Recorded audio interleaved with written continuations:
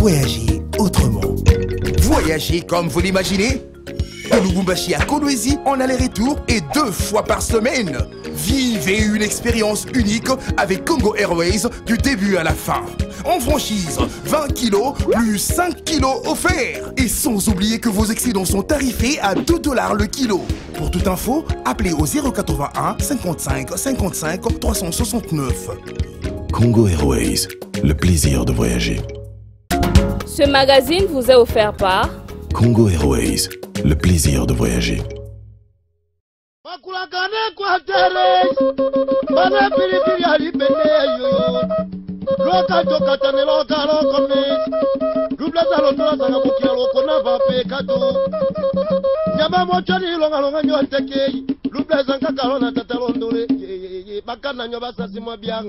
Mukumba ya koloba makambo Equateur na Kinshasa tangu yazoloba makambo oyo ebongina alakisa bango que les premiers habitants de l'Afrique ça habite dans les forêts équatoriales.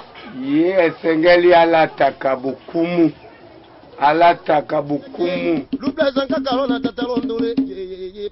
Merci balandi nyonso ya Grand Équateur 0 nkumu apesi bino bambote belé na elongo na ndeko Patrice Boto bande kwa Sidu bangi Noru bangi Mongala Équateur Chwapa nkumu apesi bino bambote belé parce que lelo Équateur 0 soki bozo mona na sima logo ya Congo Airways ezali pona confiance.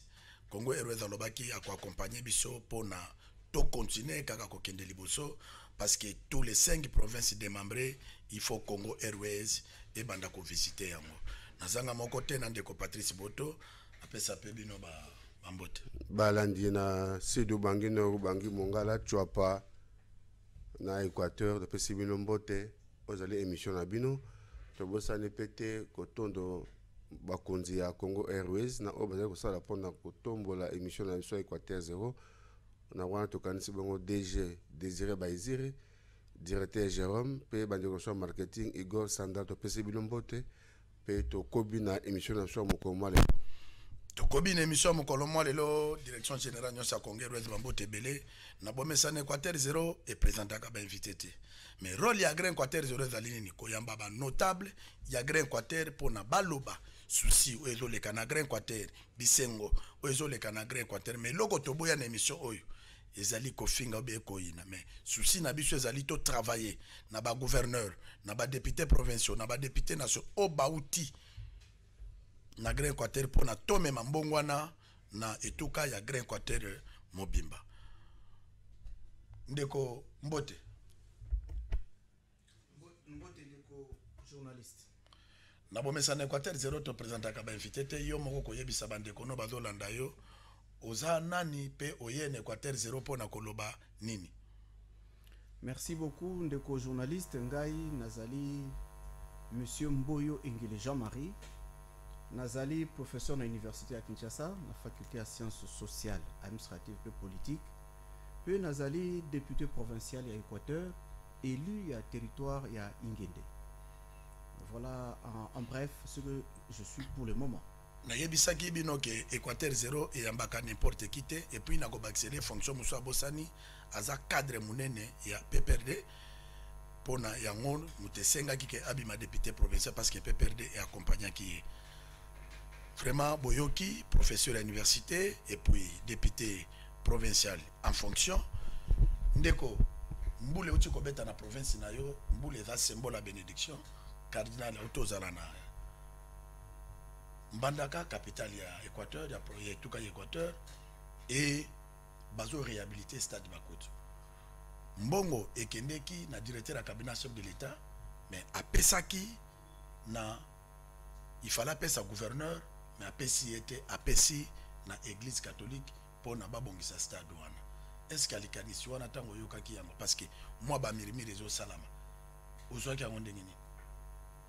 Merci ndeko journaliste, je crois que les occasions pour Nabiso ba élu ba représenter un peuple au toza na moi ba information que to pesa ka yango na base ouais pour na yo ki nungu nungu pe que bato ba sepelité pour na nini ba pesi na gouverneur te yende mutaza mo konzi etuka bongo ba pesi na basango esi basango batongaka Donc voilà ce que je peux dire lelo bana Équateur ba yokangai bana mbandaka problème wana polémique ezalate pour na ba o ba yebite stade ya mbandaka ezali ya l'état te eza stade ya catholique ya église catholique jusque là biso l'état nano totongi stade na mbandaka te même soki ba fédération ya Équateur et utilisaka stade wana mais eza stade ya l'état te eza ya église catholique.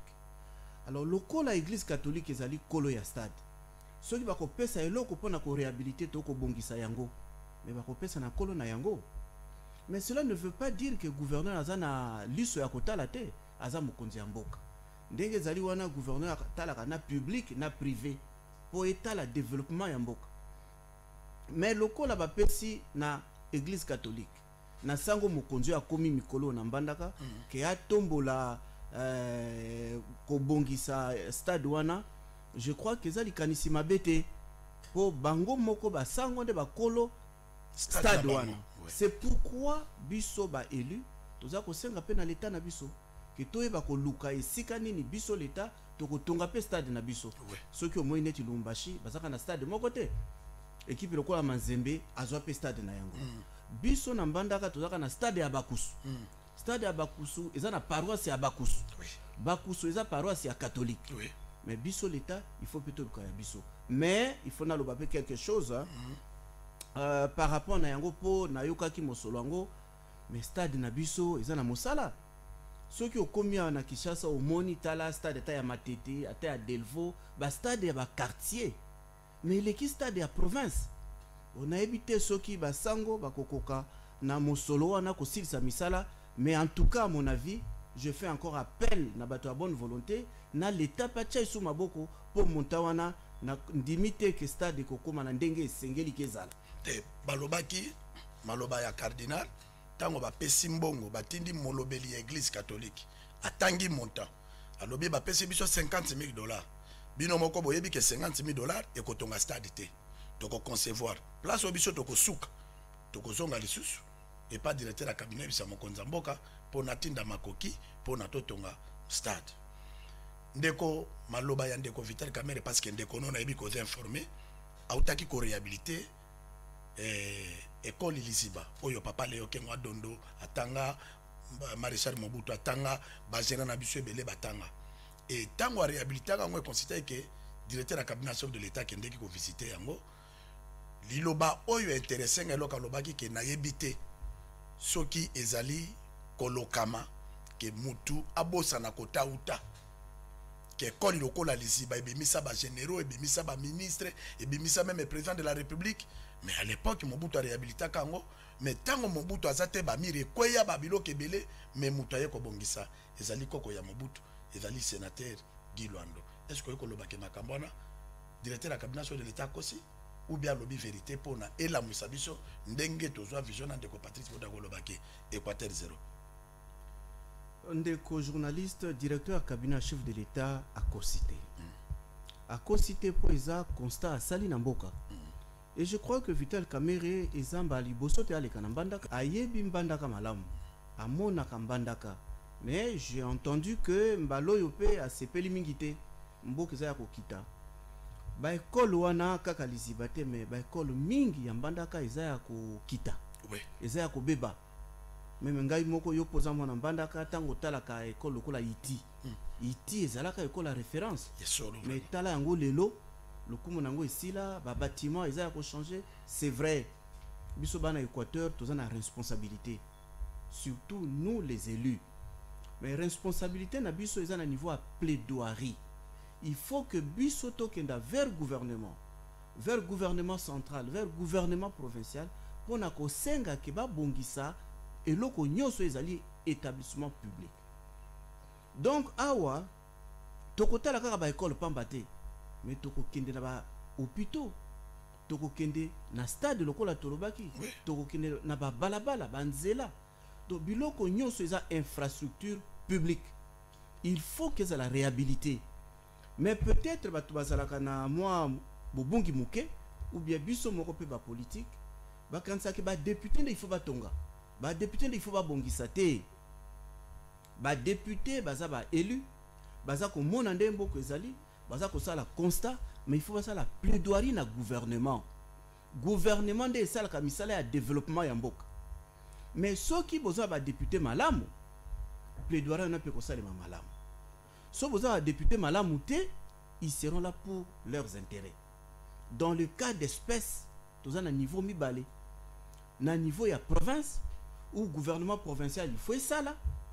Dans le cadre, il y a libre administration, la loi de la libre administration des provinces. Il y a misala mususu sengelami et salemaka kana gouvernement provincial. Mais misala misusu, il faut ça le mana gouvernement national. À ce niveau-là, bah élus nationaux, bangonde il faut ça plaidoirie wana na niveau national.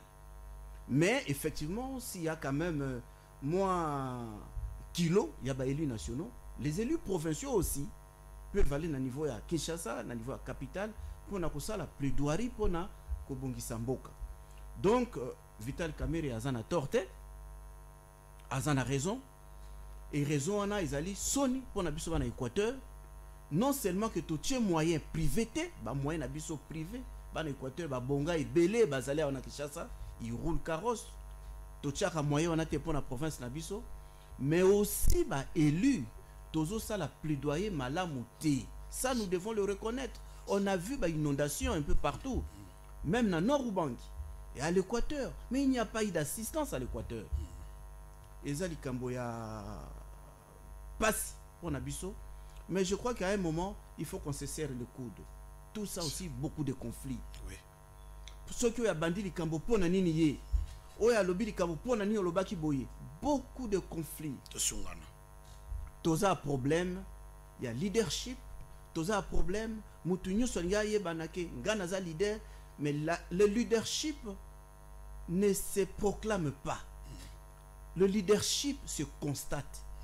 Otali misala mutu mondenga azalobi oyo aza leader na biso. Mais te kolobake ngana azalaka leader na Équateur sur base de quoi? Yo za leader pour sala nini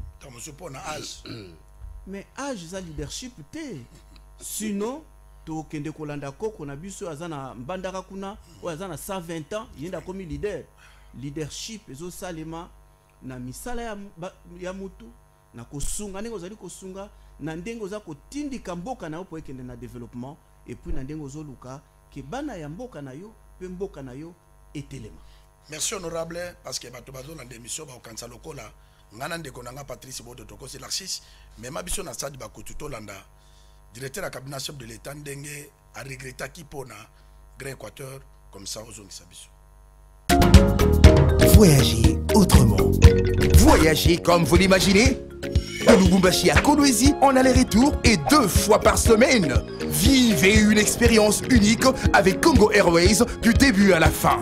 En franchise, 20 kilos plus 5 kilos offerts. Et sans oublier que vos excédents sont tarifés à $2 le kilo. Pour toute info, appelez au 081 55 55 369. Congo Airways, le plaisir de voyager. Je tiens d'abord à remercier l'Église catholique pour toutes les œuvres d'accompagnement, les prières pour la République et pour celui qui incarne la nation, le président de la République. D'avoir assisté à une belle cérémonie hier du sacre de Monseigneur Ernest Mboko Ngombe. Nous lui souhaitons bonne chance et nous le mettons aussi à notre tour dans nos prières. Mais ceci dit, j'en ai profité pour voir les réalisations de mon jeune frère et ami, puisque moi, ma philosophie est simple. Il faut transmettre du savoir-faire, puisque le savoir, c'est à l'université, c'est à l'école. Et donc, nous devons toujours considérer que la jeunesse doit travailler avec nous pour le moment de donner le relais, pour la relève. Elle est déjà préparée à construire une nation où il fera bon vivre. Peut-être que Félix Tshisekedi, moi-même et les autres, nous allons jeter les bases solides pour le Congo. Mais c'est une autre génération qui va certainement terminer ce travail-là, puisque le pays a été tellement détruit qu'il faut que chacun mette la main à la pâte. Et là, nous saluons les œuvres de Guy Mboyo, sénateur de son État, D'abord son école qu'il a construite, que nous venons voir tout à l'heure. Et ici, les complexes scolaires de Mbandaka, moi j'entendais parler de ce complexe scolaire qui est connu par tout le monde parce que les grands de ces pays sont passés par ici, Maréchal Mobutu, les Ngolo, tout le monde, je connais un peu la liste, les généraux, beaucoup de généraux sont passés par ici, les ministres. Et nous nous posons toujours la question de savoir si c'était une malédiction ou un oubli ou tout simplement les gens ont pris et sont partis, ils ont oublié d'où ils venaient. Mais voilà qu'un jeune, vaut mieux tard que jamais, un jeune vient là, il surgit de nulle part, comme David dans la Bible. Il dit, moi, je veux me souvenir que j'ai fait mon école primaire là-bas. Et voilà, cette école qui était en délabrement total que j'ai vu l'année passée, c'est depuis la même école que je vois aujourd'hui. C'est une école complètement modernisée, avec une clôture, puisque la clôture était partie totalement. Et ça, Monsieur le sénateur, je tiens à vous féliciter. Merci. Puisque le développement de notre pays, c'est l'affaire de tout le monde. Aujourd'hui, le gouvernement fait face à beaucoup de problèmes, mais s'il y a beaucoup d'acteurs comme vous, qui peuvent nous compléter et compléter le gouvernement. C'est ce que le président Félix veut faire. Il veut un pays de millionnaires, un pays d'entrepreneurs, mais des millionnaires qui restituent ces millions à la population à travers le social. Merci, directeur de la cabinet de l'État. Merci, sénateur Guy Luando, parce que oiseau oral et même honorable. Aza ko boa kelo ba fleur ke batuloko la yo bazala ebele. Donc, continuez Nabola Mouana parce que Bananyo Sagre Quartier cette fois-ci, Balingi du sous-conflité. To lingi so ki mabe zala ki tobo sana yango, to sangana pour nato développer province Nabiso. Ndeko Patrice. Merci Ndeko. Comme tous les soucis, ma casse y a faire développer province Nabiso. Casse Ndeko professeur Jean-Marie Mboyo.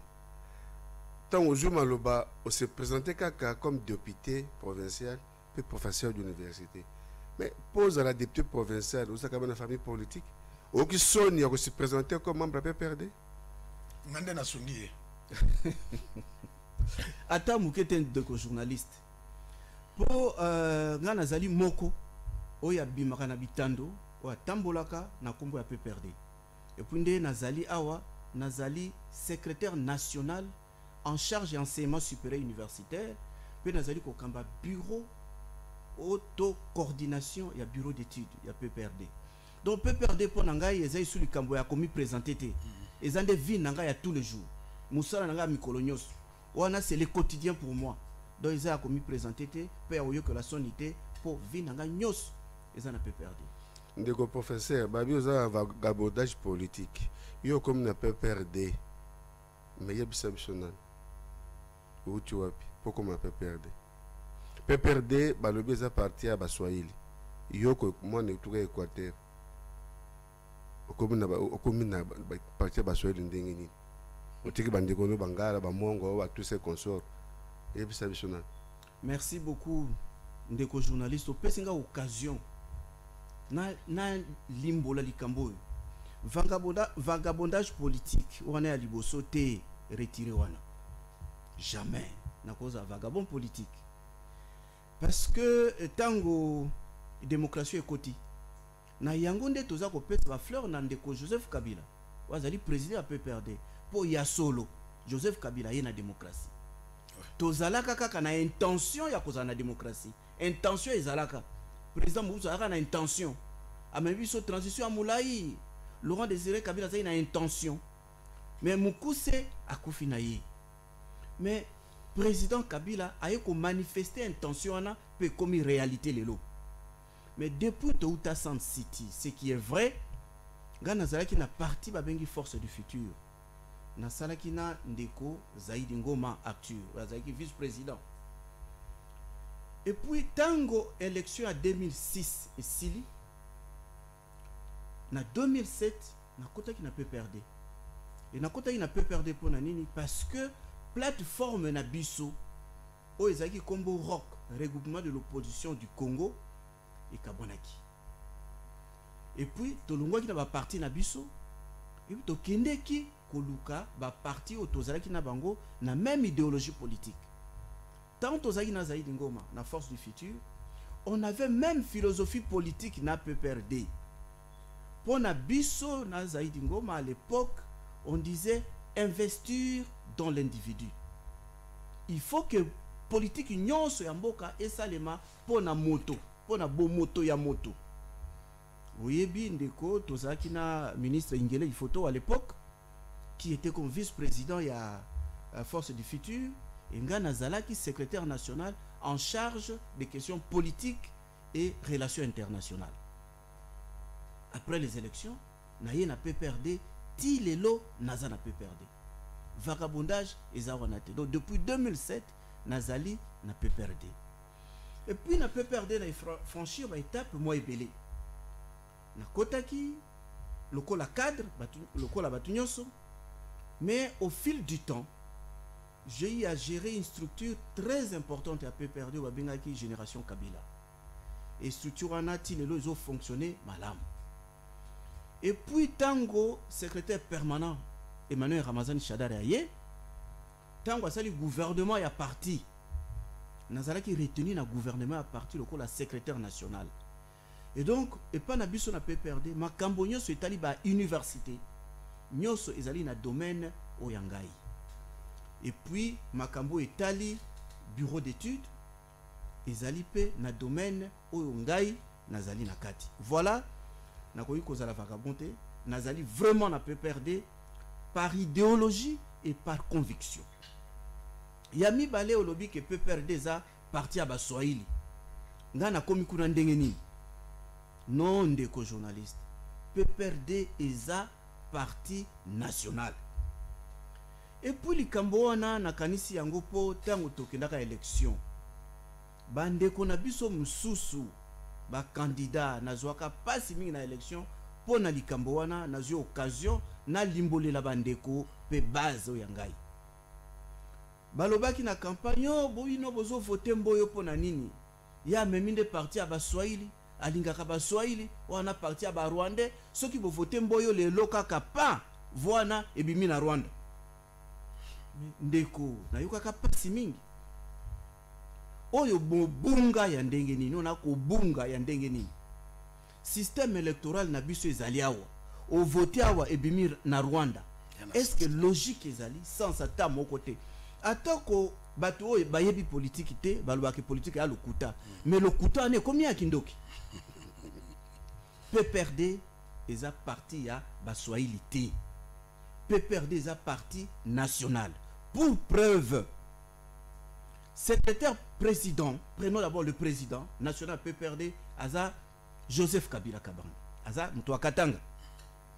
Le secrétaire permanent, comme on a eu Emmanuel Ramazani Shadari, Aza Moutouya Maniema. Mais ceux qui ont vu Siko Balandi Naye, ba secrétaire permanent adjoint. Tokokuta Willy Bakonga, Willy Ma. Ministre honoraire Nyamonanga. Mais Willy Bakonga, Aza Mwana Chwapa. Oui. Aza Mwana Équateur, Grand Équateur. Bon, sont partis à Baswahili. Willy Bakonga, comme numéro 3 Ndengenini. Kokatanga na noté pour likabo ifona silisa. Willy Bakonga lelo azali nani? Ministre d'État. Na makambo etali enseignement au département munene. Ceux qui parti à Baswahili. Bon ministre Bakonga, mwana Équateur Mongo, akoko makuna ndenge nini. C'est pour vous dire que Obosani pende kono likinda, azape cadre kuna. Papa, likinda fidèle aza trésorier général à PPRD. Mais fidèle likinda mwana yikela. Oui. Bongo soki parti à Baswahili. Bon likinda ko simba ka misolo nango ndenge nini. Vraiment. C'est pour vous dire que le PPRD c'est un parti national. O bazala ki ko bunga ba kanisa kaza Baswahili, bazwa référence à bandeko na pesi. Willy Bakonga, secrétaire permanent adjoint, ministre d'État.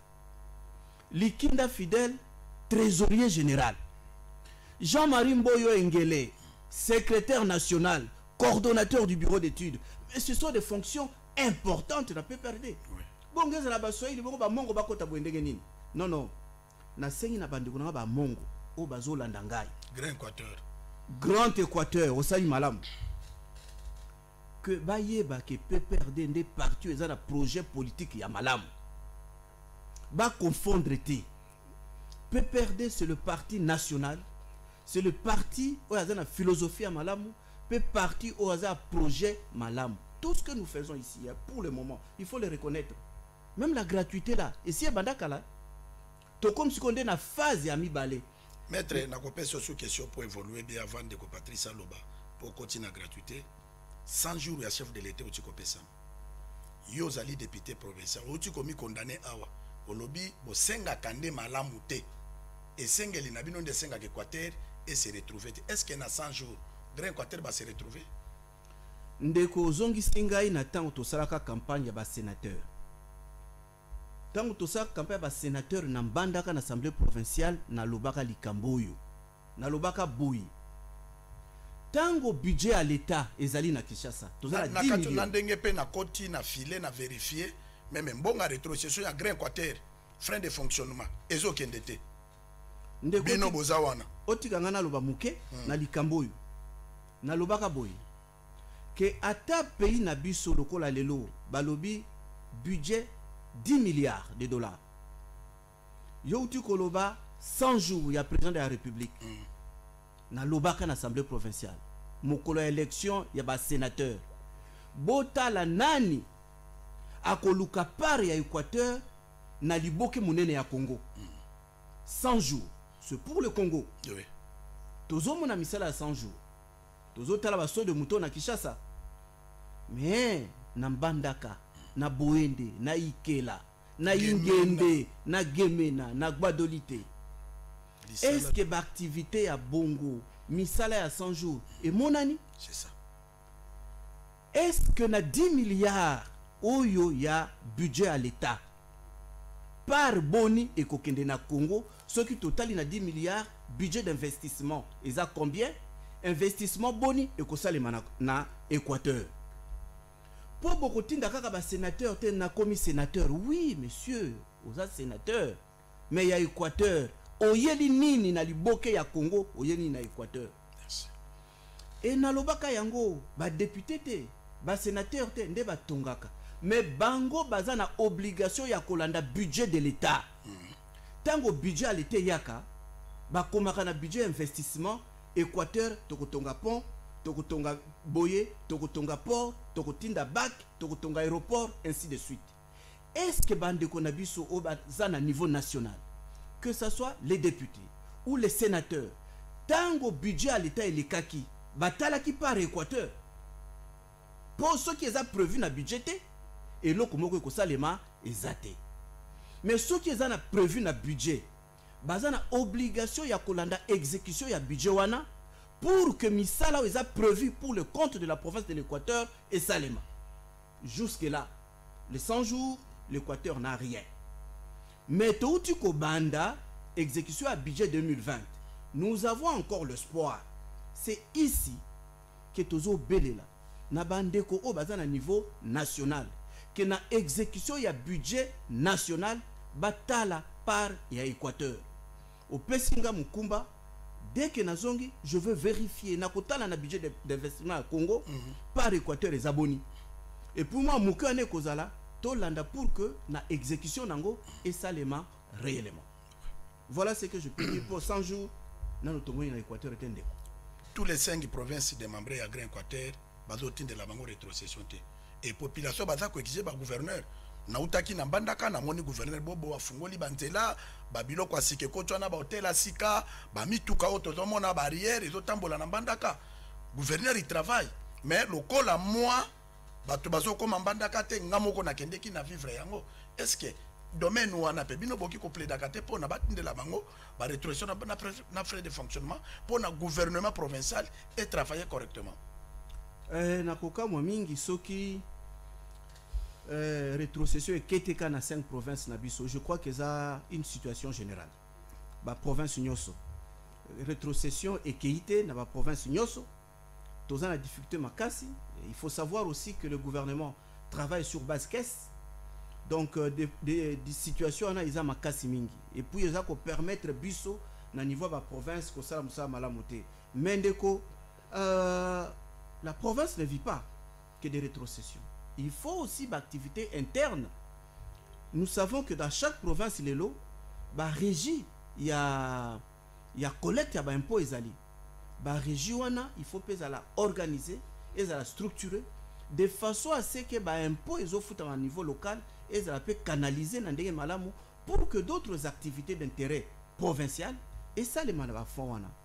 Mais ce qui est vrai, budget de développement et ça on a budget d'investissement na partenariat.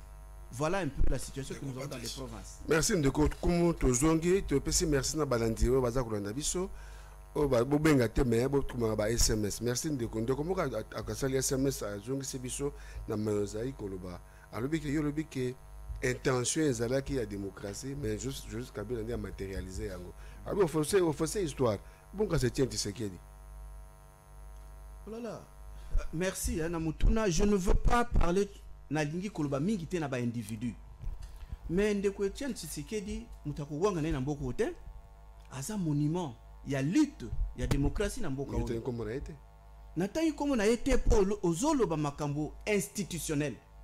Ndeko Etienne Tshisekedi wa Mulumba azalaki est réellement opposant. Abundaki pour la démocratie. Abundaki ngai nazolo baki abundaki pour la lutte sur le multipartisme. Alukaki te multipartisme et kota namboka. Tolo wa imper parti état. Ba parti comme belé. Na oana alongaki. Mais pour que démocratie kota namboka, tokenda élection. Mutu na mutu a voté.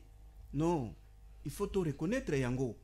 Parce que même aujourd'hui, nous sommes en coalition, na kolo ba mabe ya UDPST, to ya Etienne Tshisekedi te, paix à son âme, j'ai beaucoup de respect de lui, mais il faut qu'on y ait que constitution tozo sanango lelo, UDPS balingaka yango te.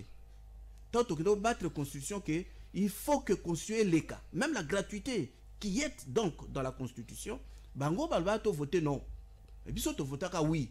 Mais constitution ngo tala lelo et sungi na biso na bango. Toza na FCC cash. Toza sikoyo famille moko. Toza libota moko sikoyo tokoki komiro bela mabete, tozo tambola malamu, mais pour na likambo etali démocratie. Joseph Kabila. Ya même biso na ba élection mbala mibale. Tokomi ya misato na 2018.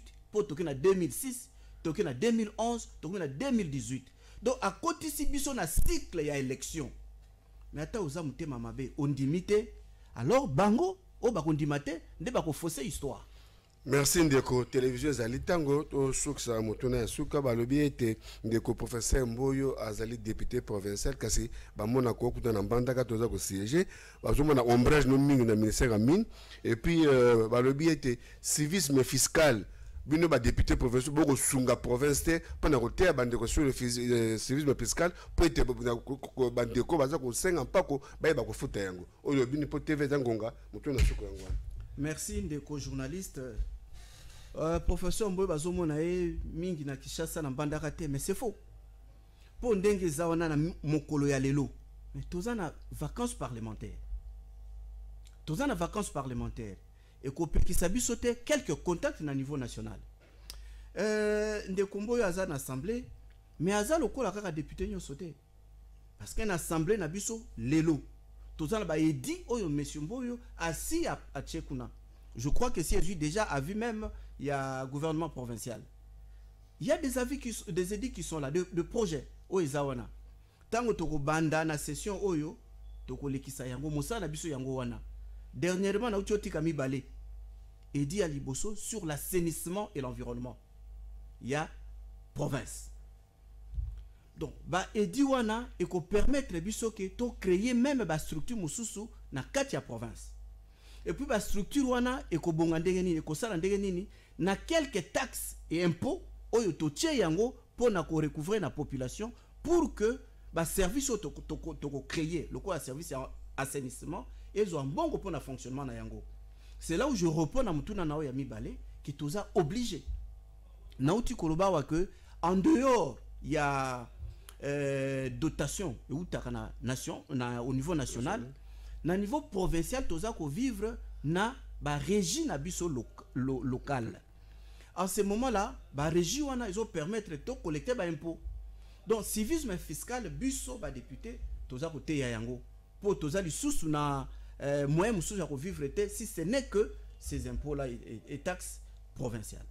Donc ndeko nangai journaliste professeur Mboyo azana Kinshasa pour na activité peut-être enseignement, il y a université, mais nazana mbandaka pour na mandat nanga députation provinciale et puis ezako le kapambate nazako sala ba edi et ba edi wana dès qu'ils a voté toko senga na gouvernement provincial qui a appliqué yango na ndenge esengeli et d'ici une année on va sentir quand même moi différence kozala par rapport na ba mandat passé na mandat na biso. Mais ce qu'il faut dire oyo il faut pesa moi ngongana lo ba po ba tunabiso na Équateur balingi polémique mingi. En ce qui me concerne surtout, ombrage ezalaka partout. Mboyo candidat gouverneur, Mboyo candidat gouverneur. Je ne suis pas candidat gouverneur.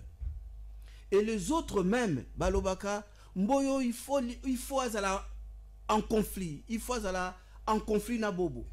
Bobo zo sala malamu te, ndeni Mboyo azo kote la ye, Mboyo azo monate. Il y a même un député qui a osé dire que le professeur Mboyo vraiment toza qui n'espoir naie mais tomoni azo tepa on ne comprend rien. Mais je dis à ces messieurs là qui alimbisanga hein, le mot est fort mais et monsieur eza ma finga tenga na finga kate mais un peu d'ignorance aussi. Un peu d'ignorance. Ngai nazali docteur na sciences politiques na yebi rôle ya ba institution. Pe na université na tangisa kaka sciences politiques. Na tangisa ba institution politique. Et l'okoza m'a bêté koleka crise institutionnelle. Je ne soutiens ça pas Bobo comme individu, comme gouverneur. Nazo soutenir institution. Pour ceux qui institution ana ekoi. Pour boya ko zongi sayango. Et puis na assemblée ba yo kanaba sala musala, c'est un problème. Observez aujourd'hui, na bisika lokola ba Ituri na Bunia. Na ba Congo, na Congo central, là où les gouverneurs sont tombés. Bah quoi il va assembler quoi ici bango bazo continuer comme ça là conflit à côté entre assemblée na gouverneur de province, c'est un problème. Comme ngai na yebi yango na yebi problème ni ekoya après quoi il sa gouverneur, je suis en train de travailler pour la stabilité institutionnelle. Je regarde pas les individus, bah individuité.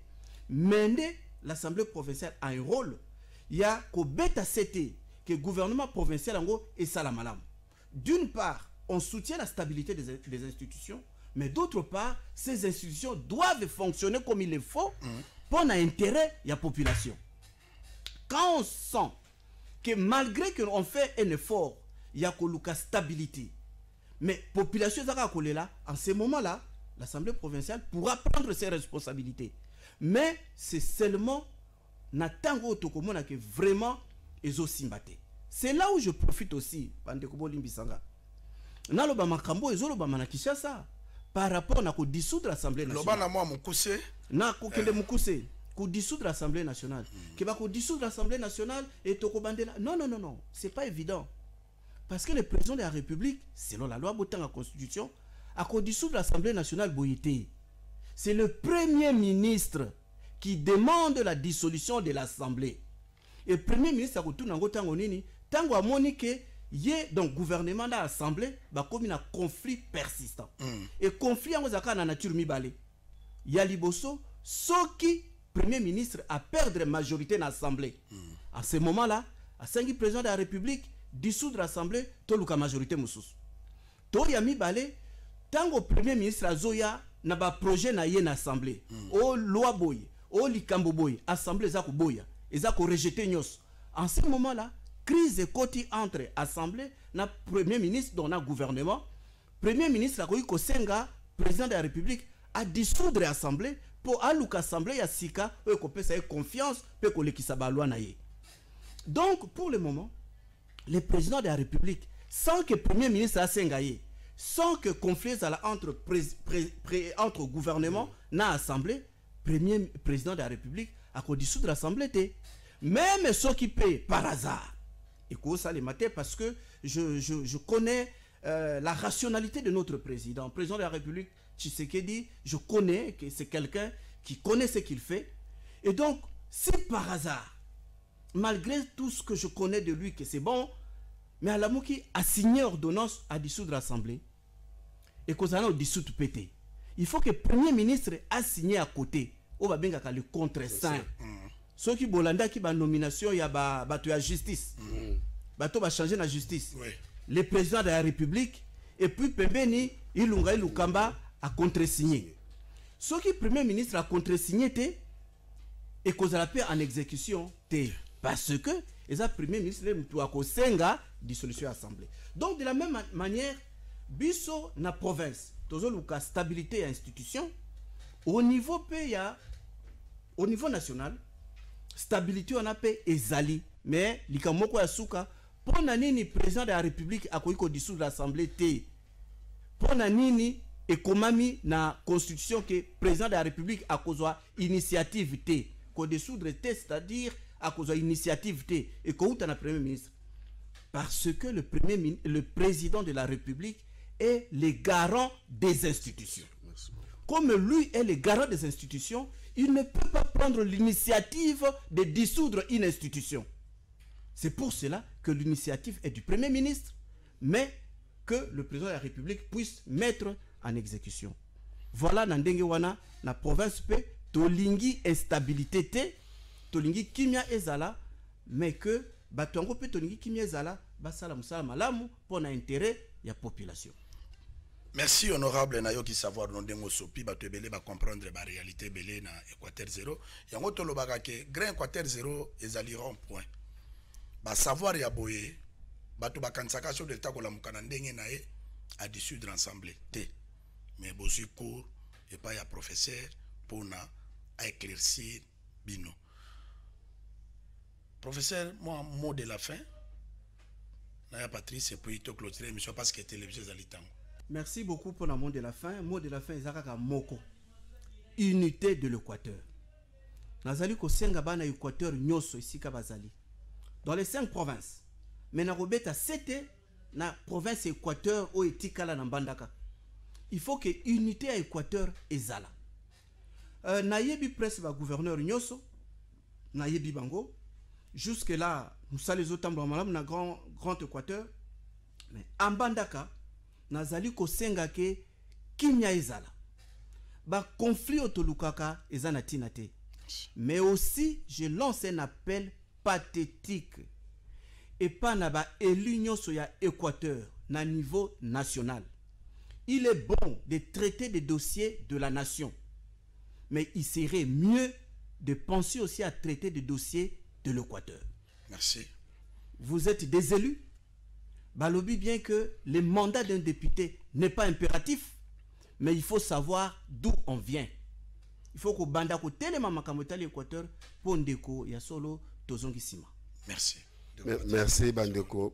Zoki tanga kolanda biso TV zali tango. Tu peux se merci bisika bozali mabota na bino na famille na bino pe to bossa te bandeko Congo Airways pe base ya Patrice Boto na Debungiringir. Merci. Merci na pesi bino nyoso merci. Congo Airways merci. Femme de fer mama Bibi Shindowa soko lingio mata Congo Airways okomi na Mbandaka okokuta barrière telemi wana ko se déranger te ba numéro nkumu ya wana ponola na hotel a bien olala na suite ya bien ozala pe na jeep malili lokolo za na Kinshasa ezali kaka flat Bibi Shindowa na Mbandaka donc nkumu apesi bino nyoso bambote bele bosombaka babiye na Congo Airways parce que ezali société sérieux au lieu de 55 minutes Kinshasa Mbandaka 50 minutes seulement kumu ozale bale oyo bakanga mabokete bye. Ce magazine vous a été offert par Congo Airways, le plaisir de voyager.